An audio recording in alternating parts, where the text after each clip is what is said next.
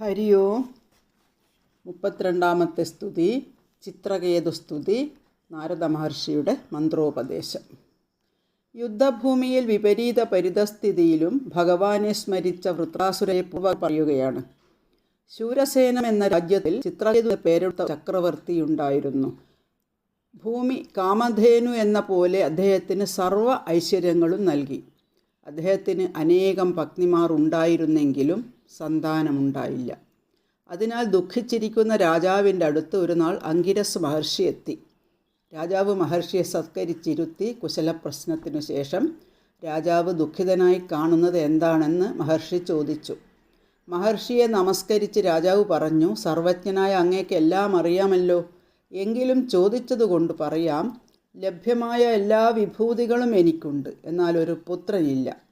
സന്താനമില്ലാതെ വന്നാൽ നരകത്തിൽ പതിക്കുമല്ലോ. ഇതിനൊരു വഴി അങ്ങ് അരുളി ചെയ്താലും. മഹർഷി ഉടൻ സൂര്യദേവനെ പ്രസാദിപ്പിക്കാനുള്ളൊരു യജ്ഞം നടത്തി. യജ്ഞോച്ഛിഷ്ടത്തെ ജ്യേഷ്ഠരാജ്ഞിയായ കൃതദ്യുതിക്ക് കൊടുത്തു.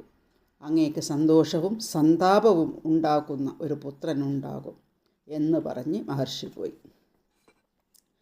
രാജ്ഞി ഗർഭം ധരിച്ചു കാലമായപ്പോൾ പ്രസവിച്ചു. രാജപുത്രനുണ്ടായതിൽ നാട്ടുകാർക്കെല്ലാം സന്തോഷമായി.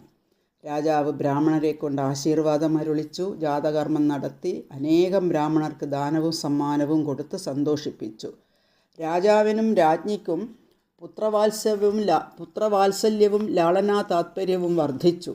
സപത്നിമാർക്കിതൊന്നും ഇഷ്ടമായില്ല. അവർക്ക് ആ കുട്ടിയോട് വിരോധം വർദ്ധിച്ചു. ഒരു നാൾ കുഞ്ഞിന് വിഷം കൊടുത്തു.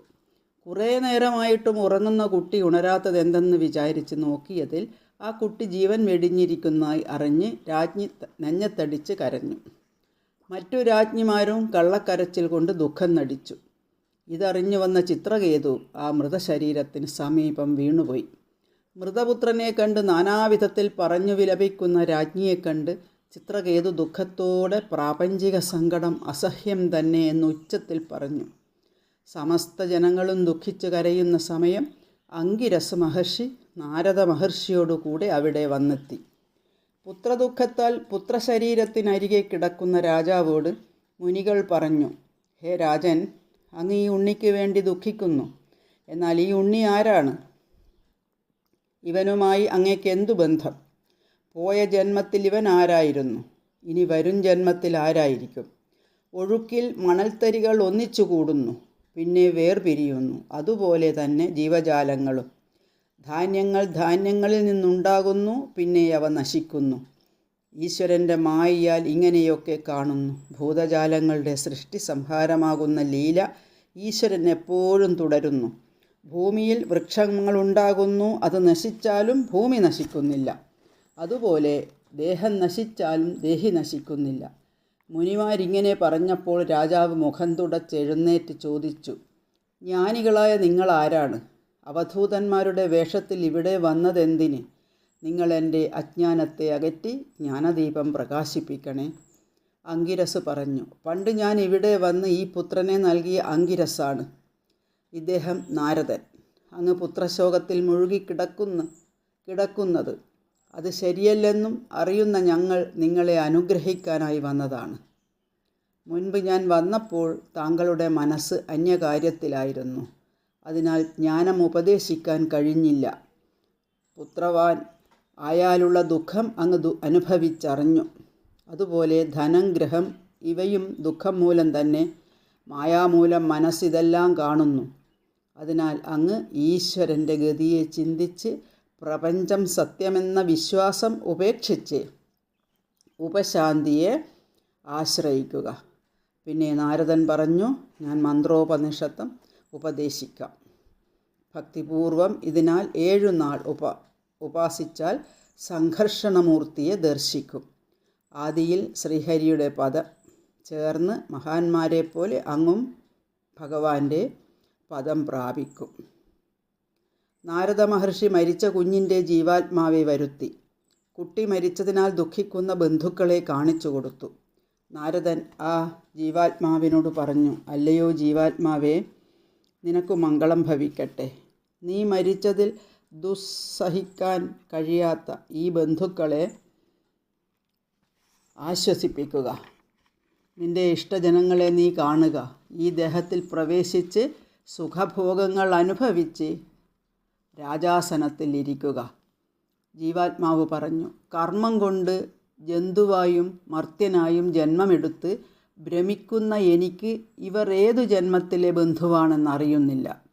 നിത്യമായ ബന്ധം ഒരുത്തരുമായിട്ട് എനിക്കില്ല. ഏതു ദേഹം എന്നുവരെ കിട്ടുന്നു അന്നുവരെ അതിനോട് ബന്ധമുണ്ടാകും. ഇവന് പ്രിയനായും അപ്രിയനായും ആരുമില്ല. സ്വതന്ത്രനായി കാര്യകാരണങ്ങളെ കണ്ടിരിക്കുന്ന ഞാൻ ജീവാത്മാവാണ്, ഈശാംശമാണ്. ഇങ്ങനെയെല്ലാം പറഞ്ഞ് ജീവാത്മാവ് മറഞ്ഞു. ബന്ധുക്കളെല്ലാം ആശ്ചര്യപ്പെട്ടു. അവരുടെ ദുഃഖം മാറി. ബാലൻ്റെ ശരീരം ദഹിപ്പിച്ച് വേണ്ടുന്ന ക്രിയകളെല്ലാം ചെയ്തു.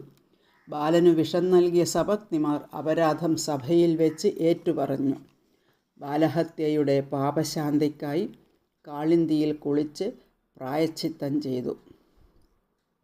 ചിത്രകേതു യമുനയിൽ കുളിച്ച് തർപ്പണം ചെയ്ത് മൗനത്തോടെ ആ 2 മുനീന്ദ്രനെയും നമിച്ചു.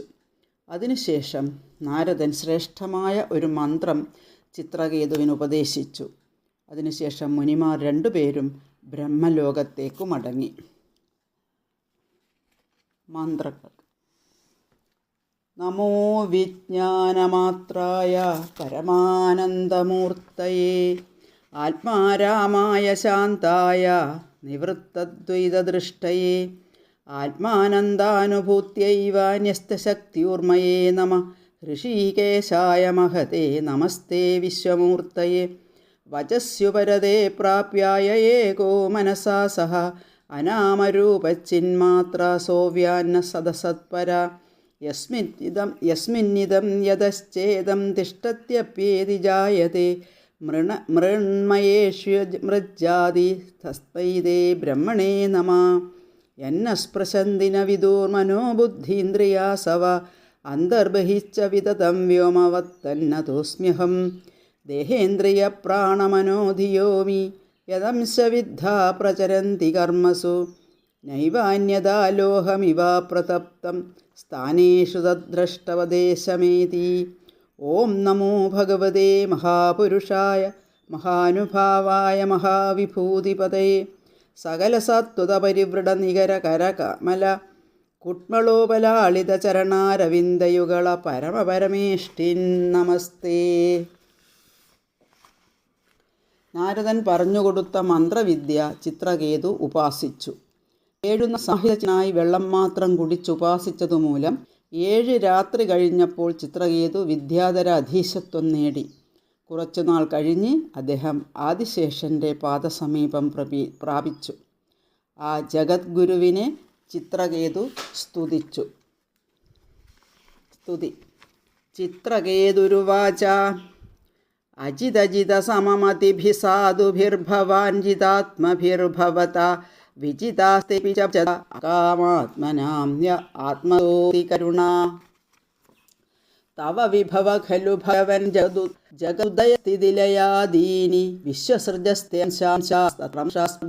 പൃഥഗഭിമത്യ പരമാണു പരമമഹോ ത്വമാദ്യന്തരവർത്തി ത്രയവിധുര ആദാവന്തേപി ച സത്വാനാം യദ്ധ്രുവം തദേവന്തരാളേപി ക്ഷിത്യാദിവിരേഷ കിലാവൃത സപ്തഭിർദശഗുണോത്തരൈരാണ്ടകോശ യത്ര വദത്യുണുകൽപ്പസഹാണ്ഡകോടികോടിഭിസ്തദനന്ത വിഷയത്രശോ നരപശവോ യ ഉപാസതേ വിഭൂതിർന പരം ത്വ തേഷാമാശിഷ ഈശ തദനു വിനശ്യന്തി യഥാ രാജകുലം കാമധിയസ്ത്വൈരചിതാ ന പരമ രോഹന്തി യഥാകരം ഭബീജാനി ജ്ഞാനാത്മന്യഗുണമയേ ഗുണഗണതോസ്യ ദ്വന്ദ്വജാലാനി ജിതമജിത തഥാ ഭവതാ യദാഹ ഭാഗവതം ധർമ്മമനവദ്യം നിഷ്കിഞ്ചനായ യേ മുനയ ആത്മാരാമായമുപാസതേ അപവർഗായ വിഷമമതിർന യത്ര നൃണാം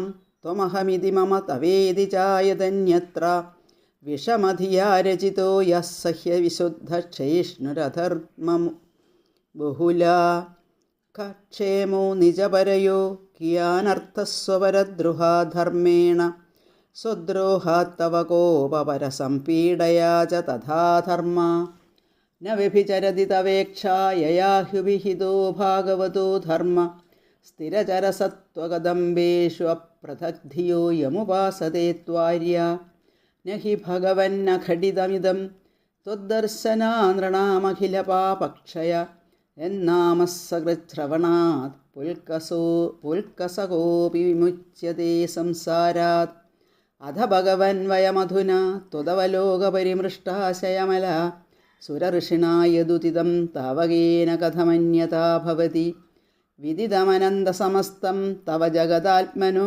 ജനൈരിഹാചരിതം വിജ്ഞാപ്യം പരമഗുരു കിയദിവ സവിതുരിവ ഖദ്യോദൈ നമസ്തുഭ്യം ഭഗവതേ സ്ഥിതിലയോദയേശായ ദുരവസിതാത്മഗതയേ കുയോഗിനാം ഭിതാ പരമഹംസായ യം വൈശ്വസന്തമനുവിശ്വസൃജശ്വസന്തി യം ചേകിദാനമനുപ്രജിത്തയ ഉച്ചഗന്തി ഭൂമണ്ഡലം സർഷപായതി യസ്യ മൂർധ്നി തസ്മൈ നമോ ഭഗവതേസ്തു സഹസ്രമൂർധ്നി. ഭക്തിമയമായ സ്തോത്രം കേട്ട് സന്തുഷ്ടനായ ആദിശേഷൻ വിദ്യാധരശരക്ഷനായി ശോഭിക്കുന്ന ചിത്രകേതുവിനോട് പറഞ്ഞു, നാരദനും അങ്കിരസും ചെയ്ത ഉപദേശം കൊണ്ടും എന്നെ ദർശിച്ചതിനാലും അങ്ങ് സിദ്ധനായിരിക്കുന്നു. ശബ്ദബ്രഹ്മവും പരബ്രഹ്മവും എൻ്റെ മൂർത്തികൾ തന്നെ. ആത്മാവിലും ലോകത്തിലും വ്യാപിപ്പിച്ച് എന്നിൽ തന്നെ ഉറപ്പിച്ച് ഞാൻ ഇരിക്കുന്നത് ഭവാൻ നേരെ കണ്ടാലും. എന്നെ വിസ്മരിക്കുന്നവൻ ജീവിതവും മരണവും മാറി മാറി അനുഭവിക്കുന്നു. മനുഷ്യജന്മം കിട്ടുന്ന സമയം മോക്ഷം നേടാൻ ശ്രമിക്കണം. എന്നാലേ അവന് ക്ഷേമമുണ്ടാകൂ. വിജ്ഞാതജ്ഞാനങ്ങൾ സമ്പാദിച്ച് മുക്തനായി പുരുഷൻ എൻ്റെ ഭക്തനാകണം. ഭവാൻ എൻ്റെ ഉപദേശം ശ്രവിച്ച് ആനന്ദാനുഭൂതനായി സിദ്ധനായി ഭവിച്ചാലും ഭഗവാൻ ആദിശേഷൻ ഈ ഉപദേശങ്ങളാൽ ചിത്രകേതുവിനെ സമാശ്വസിപ്പിച്ചിട്ട് അന്തർധാനം ചെയ്തു. ഓം നമോ ഭഗവതേ വാസുദേവായ.